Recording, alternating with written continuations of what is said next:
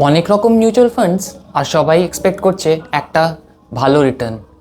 তো গাইজ আজকে এই ভিডিওটা পুরো দেখো, কেন কি আজকে খুব একটা ভাইটাল টপিক্সের বিষয়ে কথা বলবো, যেটা হচ্ছে index fund versus mutual fund versus exchange traded fund. কোনটা হবে বেটার? আই গেস এই ভিডিওটা দেখার পরে তোমরা নিজের রিস্ক অ্যাপাটাইটার হিসাবে বেছে নিতে পারবে। নমস্কার গাইজ, আমার নাম সুব্রত, তোমরা দেখছো শিখতে থেকো। গাইস সবচেয়ে আগে তোমাদের জেনে নিতে হবে মিউচুয়াল ফান্ডসটা কি। আশা করি যদি তোমরা আমার ফলোয়ার আর আমার আগের ভিডিওগুলো দেখেছো তো তোমরা জানো, বাট একটা জিস্ট দিয়ে দিচ্ছি। মিউচুয়াল ফান্ডসে বেসিক্যালি কী হয় গাইস, আমাদের সবার টাকা আমরা দিই, সেই টাকাটা চলে যায় ফান্ড হাউসের কাছে, আর ফান্ড হাউস কিন্তু রাখে একটা ম্যানেজার যে আমাদের ফান্ডের দায়িত্ব নিয়ে সেটাকে ইনভেস্ট করে বিভিন্ন স্টকসে। আর যখন স্টকস বেটার পারফর্ম করে, যখন কোম্পানি বেটার পারফর্ম করে, তখন আমরা পাই একটা হেলদি রিটার্ন। এটা হচ্ছে সিম্পলি মিউচুয়াল ফান্ডসের কনসেপ্ট, কি অনেক জায়গা থেকে বিভিন্ন টাকা কালেক্ট করে একটা পুল অফ মানি বানাক, একটা বড় সড়ো অ্যামাউন্ট যখন কালেক্ট হয়ে যায় সেটা অ্যাসেট আন্ডার ম্যানেজমেন্ট, মানে যেই মিউচুয়াল ফান্ডসেই তোমরা পয়সা লাগাবে সেখানে চলে যাবে। আর তারপরে তারা অ্যাপয়েন্ট করবে একটা ম্যানেজার, যে সেই ফান্ডটাকে দেখাশোনা করবে, নিজের এক্সপার্টিস ইউজ করবে, এক্সপিরিয়েন্স ইউজ করবে, আর চেষ্টা করবে বেটার থেকে বেটার রিটার্ন দিক সেই ফান্ডটা, আর মার্কেটকে বিট করুক। মার্কেটকে বিট করুক যখনই আমরা কথা বলছি গাইস, মানে ইন্ডেক্সকে বিট করুক। এবার এখান থেকে আমরা চলে যাব ইন্ডেক্স ফান্ডটা তাহলে কি, রাইট? এখনই তোমরা তফাৎটা বুঝতে পারবে। ইন্ডেক্স হচ্ছে গাইস ট্রেডকে ফলো করা, রাইট? মার্কেট ট্রেন্ডকে ফলো করা। এবার সাপোজ করো নিফটি যেরকম একটা ইন্ডেক্স, সেন্সেক্স যেরকম একটা ইন্ডেক্স। সেন্সেক্সে কী হয় গাইস, ইন্ডিয়ার টপ 30 যে কোম্পানি, সবচেয়ে বড় যে কোম্পানি, সেটাকে লিস্টিং করা হয়, রাইট?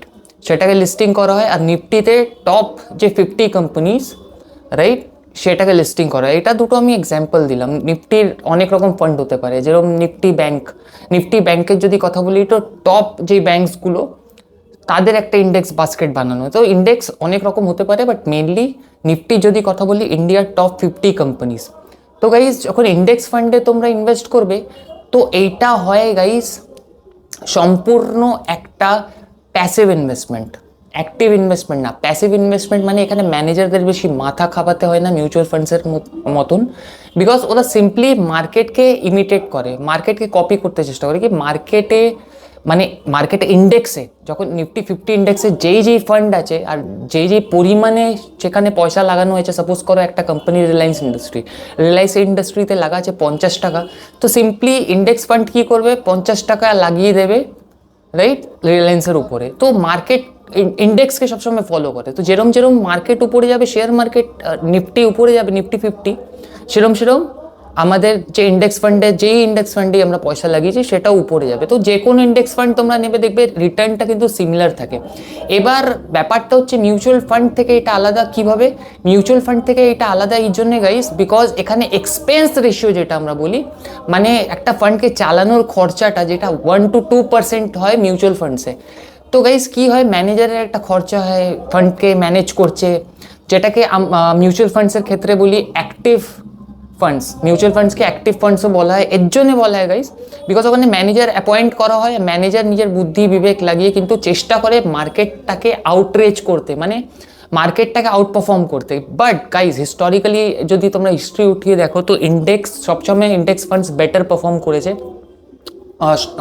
মানে এর জন্য একটা মানে লোকের মধ্যে একটা ওপিনিয়ন চলে এসছে কি, যখন আমাদের ইন্ডেক্সকেই বিট করতে পারছে না mutual funds, right? Large cap ক্যাটাগরিরই আমি একটা এক্সাম্পল নিয়ে বলছি। লার্জ ক্যাপে যে কোনো একটা ফান্ডে তোমরা পয়সা লাগিয়েছো, সেটা ইন্ডেক্সকেই বিট করতে পারছে না। দেখা গেল কি মার্কেটে নিফটি 50 ইন্ডেক্সের ফান্ডস রিটার্ন দিয়েছে 14%, আর তোমরা একটা লার্জ ক্যাপ ফান্ডসে পয়সা লাগিয়েছো সেটা 12%, তো লাভ নেই।